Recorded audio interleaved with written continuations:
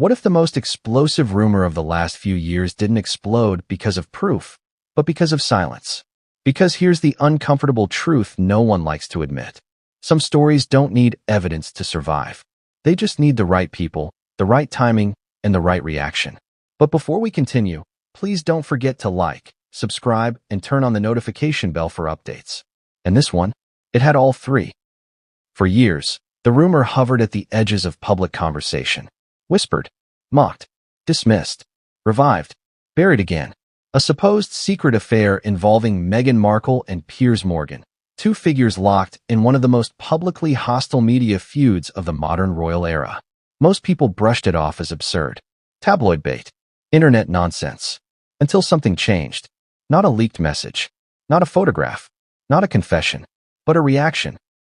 And reactions, as history shows us, can be more powerful than facts. So let me ask you something right at the start, before we go any further. Why do some rumors die instantly, while others refuse to disappear, no matter how many times they're denied? That question sits at the heart of this entire story. Because this isn't just about a rumor. It's about power, narrative control, and what happens when personal resentment collides with global media influence. Short lines matter here. Because tension matters. Because once you see how this unfolded, it becomes very hard to unsee. This story matters now because it didn't resurface randomly. It reemerged at a moment when public trust was already fragile, when audiences were exhausted by conflicting narratives, and when silence itself had started to feel louder than any denial. The rumor didn't come back louder. It came back sharper. And suddenly, people weren't asking, is this true? They were asking, why won't this go away? Let's rewind. At first, the allegation existed on the fringes. Message boards, comment sections, late-night social media threads fueled by sarcasm more than belief. The idea itself felt implausible. Two people publicly at odds, one repeatedly critical, the other refusing to engage. It sounded like fiction dressed up as scandal. And that's exactly why it worked. Because implausible rumors often feel safe to repeat. People don't think they're doing damage. They think they're joking, speculating, passing time. But repetition has a strange effect. Say something often enough, and it begins to sound familiar. Familiar things feel true. Psychologists have a name for this, but you don't need the terminology to understand the effect. You've seen it play out in politics, celebrity culture, and online feuds again and again.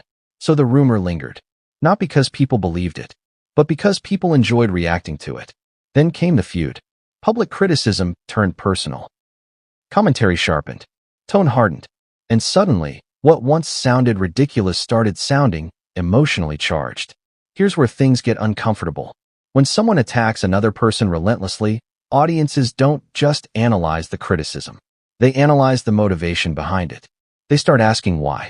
Why so much energy? Why so much focus? Why this person over and over again? That's not evidence, but it's fuel. And fuel is all a rumor needs.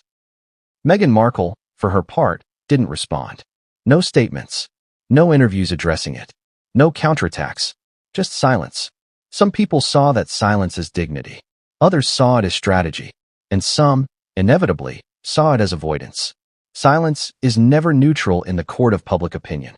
It becomes a blank screen onto which people project whatever they already believe. And then there was Prince Harry. This is where perception begins to twist. Because when people say Prince Harry confirmed the rumors, what they really mean is something far more complicated. They mean that something he said, or didn't say, was interpreted as confirmation. Language matters. Pauses matter. Tone matters. And sometimes, what isn't said becomes more powerful than what is. In interviews, speeches, and reactions over time, audiences began dissecting his words with forensic intensity.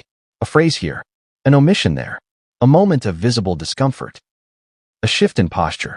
Was he defending? Was he distancing? Was he choosing his battles? And here's the thing you have to understand. Once a narrative reaches this stage, facts become secondary. The story stops being about what happened and starts being about what people feel must have happened.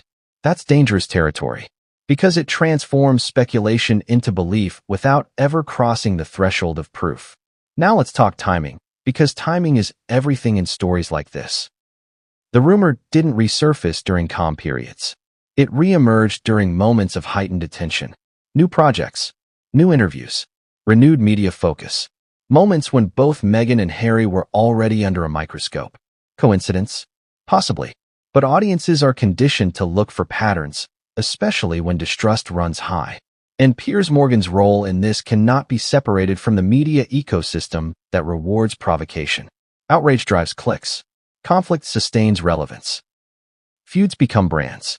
At some point, the story stopped being about whether the rumor was true and started being about what the rumor represented.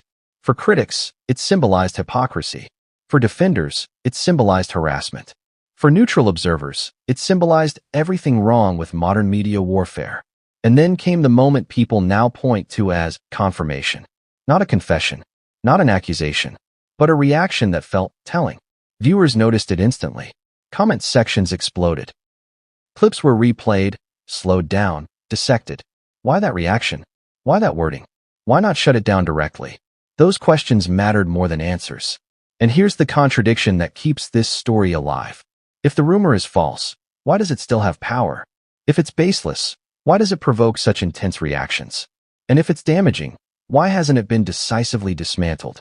There are no easy answers. But there are consequences.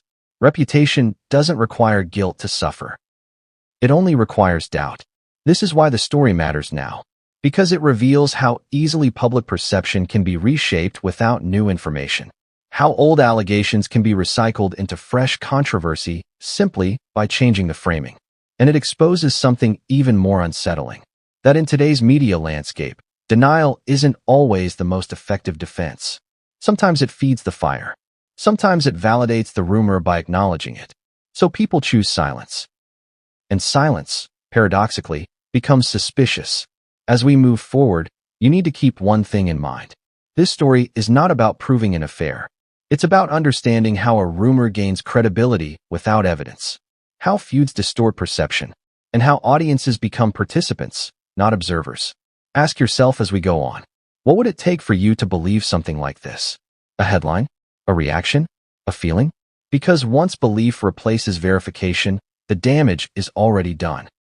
And just when the public thought this rumor had finally burned out, something happened that pulled it back into the spotlight, harder and faster than before. What happened next wasn't a press release. It wasn't a lawsuit. It wasn't a headline that said, "Case closed." It was subtler, more insidious. A moment that would haunt every discussion, every late-night commentary, every social media thread for weeks to come. The moment began with an interview. Not a formal, polished affair with a PR team orchestrating every word. No, this was raw, unscripted, live enough to be dissected, paused, and replayed by millions of eyes hungry for meaning. Every twitch, every syllable, every hesitation became a data point. And suddenly, what had been a rumor floating in the ether felt dangerously close to reality. Let's rewind to the atmosphere before that interview. The public perception of Meghan Markle had been shaped by years of contradiction, scrutiny, and celebrity obsession. Some adored her. Many criticized her. Most were fascinated, even obsessed, with her every move. And then there was Piers Morgan. He didn't merely cover scandals. He performed them. Every critique, every public feud, every accusation was amplified. His presence alone could make a minor controversy viral. And when whispers of the alleged affair surfaced, his involvement added oxygen to a fire that had already smoldered for years. But here's the nuance that most people miss. The rumor was never about evidence. It was about narrative momentum. And momentum can be more persuasive than proof. People began believing not because they had confirmation, but because the narrative made sense in the context of what they already thought, already suspected, already feared. So when Prince Harry finally spoke, what did he actually do? On the surface, it was measured, cautious, diplomatic, polite.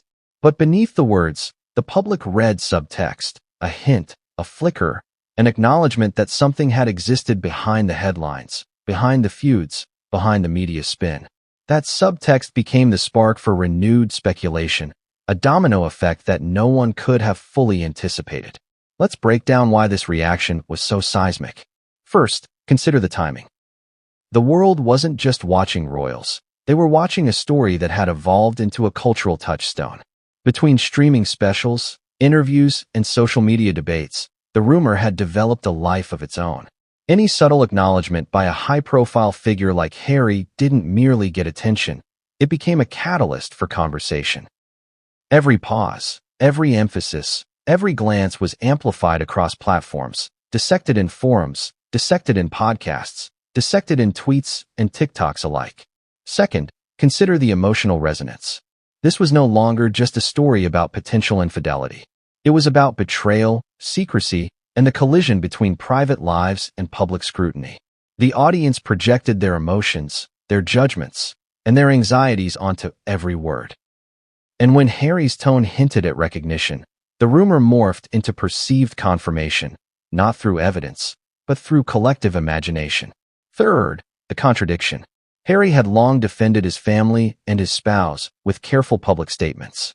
To witness him appear momentarily conflicted, to hint that something more existed, created cognitive dissonance in the audience. People were left questioning everything: his loyalty, his honesty, his motives. And once doubt settles in, it rarely leaves quietly. But it didn't stop there. Because as the rumor reignited, the reaction from Piers Morgan's camp, or at least the perception of it, added yet another layer. He did not shout victory. He did not make a triumphant declaration. Instead, he deployed subtler strategies, veiled tweets, pointed commentary, ambiguous interviews. Nothing could be definitively pinned down, yet everything seemed calculated to keep the speculation alive, to tease the possibility without claiming outright truth. And here's a psychological twist worth noting. Humans are drawn to conflict. We are wired to observe disputes, to side with a faction, to feel the tension escalate before our eyes. The public had already invested emotionally in the narrative. By the time Harry's remarks landed, audiences were primed to interpret every nuance as evidence, every inflection as revelation. Then came social media. Clips from the interview exploded online. Analysts, influencers, and commentators replayed moments endlessly, dissecting gestures, pauses, and wording. Was that a smirk? A hesitation?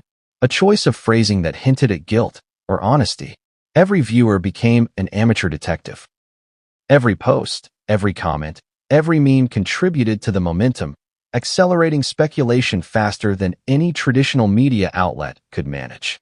And the irony is almost brutal. A story that began as a whisper, something intended perhaps to harm or provoke, had now grown into a self-sustaining narrative. The rumor's life cycle had shifted. It no longer needed a factual basis to thrive. Momentum and emotion were enough. Confirmation, real or perceived, became secondary. As momentum built, the public's fascination intensified. This was no longer about Meghan or Morgan as isolated figures. It became about narrative, performance, and consequence. Each person interpreting events through their own lens, loyalty, skepticism, curiosity, or cynicism, contributed to the rumor's potency. No statement could extinguish it. No evidence, or lack thereof, could suppress it. The rumor existed in a space between fact and belief, thriving precisely in the ambiguity. By now, mainstream outlets were forced to address it, not by providing clarity, but by reporting on the reaction itself. Headlines shifted from speculation to meta-analysis. Prince Harry's words sparked controversy about Meghan and Morgan, or was this the confirmation we were waiting for? Each headline reinforced the rumor without asserting it. And here lies the genius of public speculation. By framing a discussion around confirmation, media creates an impression of legitimacy without delivering verification. And then the contradictions piled up. Harry's carefully worded acknowledgement seemed at odds with prior denials. Morgan's comments were both defensive and suggestive, creating a push-pull that left audiences off balance. Meghan's silence, once interpreted as dignity, now appeared strategically ambiguous. The tension was electric, feeding debates, fueling arguments, and driving endless speculation. Everyone was invested, and yet no one had a definitive answer. It's worth pausing to consider the emotional stakes. This was no longer just gossip. It had evolved into a psychological game. Loyalty clashed with judgment. Curiosity clashed with outrage. The story became a mirror, reflecting not only the behaviors of the subjects, but also the obsessions and biases of the audience. People weren't simply watching, they were participating. And in participation, the rumor gained new life, renewed relevance, and unstoppable momentum. At the heart of all this, one central truth emerges: perception shapes reality. What the public believed mattered more than what actually happened. And Harry's reaction, interpreted by millions, was the linchpin. Even without direct statements, the world read into his words what they already suspected or wanted to believe. And here's the kicker. By the time all of this reached its peak, the rumor had transformed from a speculative whisper into a cultural phenomenon. Social media debates, opinion pieces, and late-night commentary treated it as fact-adjacent. And in that space, fact no longer mattered. Only perception existed.